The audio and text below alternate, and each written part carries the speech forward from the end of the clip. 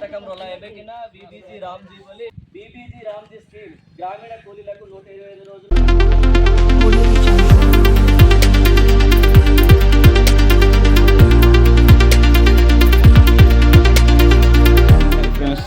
ఆ ఊరైతే గ్రామ సభ మీటింగ్ కోసం ఏర్పాటు.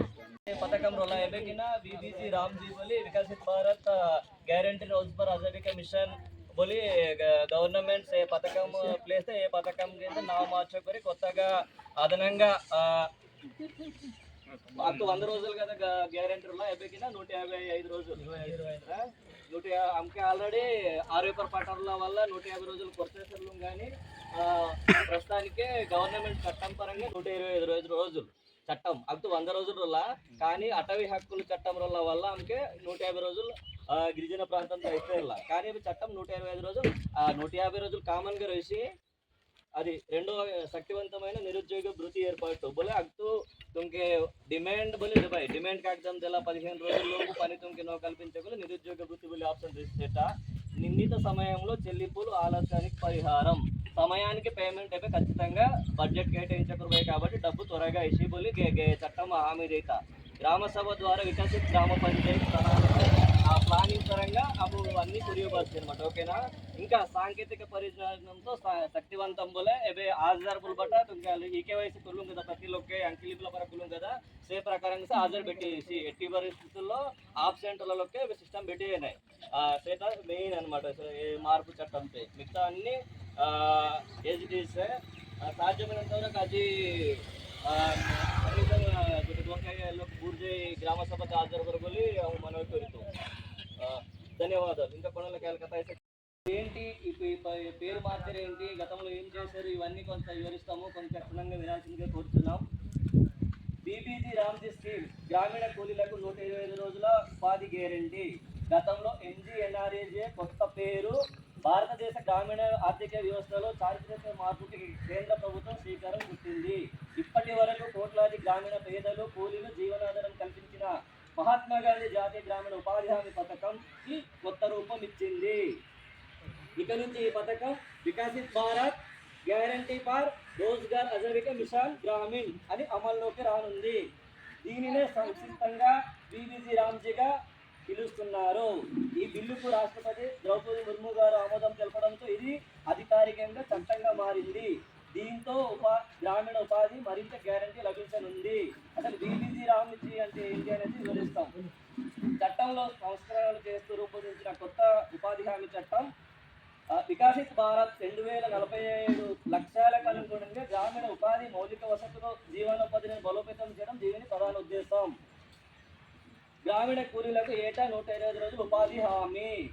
ఆధునిక అవసరాలకి అనుగుణంగా పనుల ఎంపిక, డిజిటల్ పారదర్శకత అందుబాటులోకి రానున్నాయి. ఓకేనా.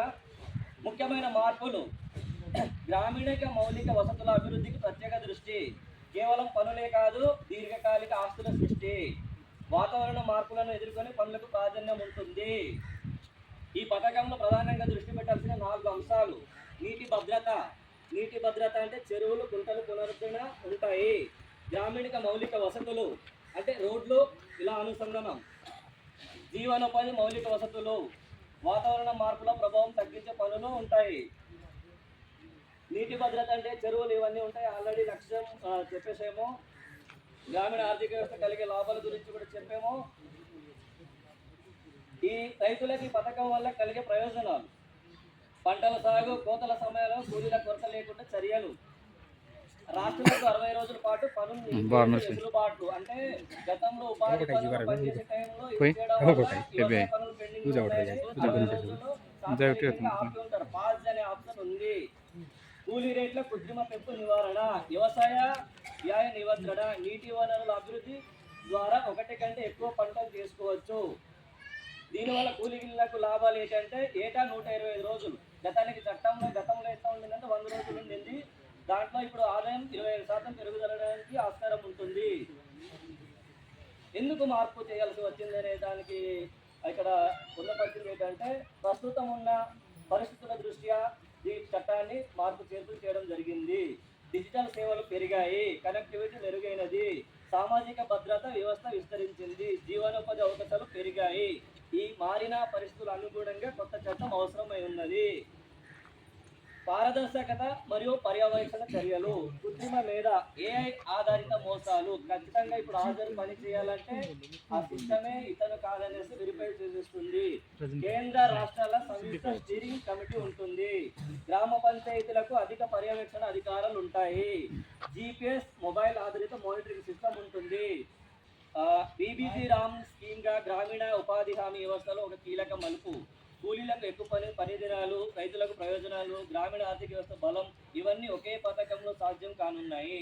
భవిష్యత్తులో గ్రామీణ భారతదేశాన్ని మరింత బలంగా నిలబెట్టే పథకంగా ఇది మారనుంది.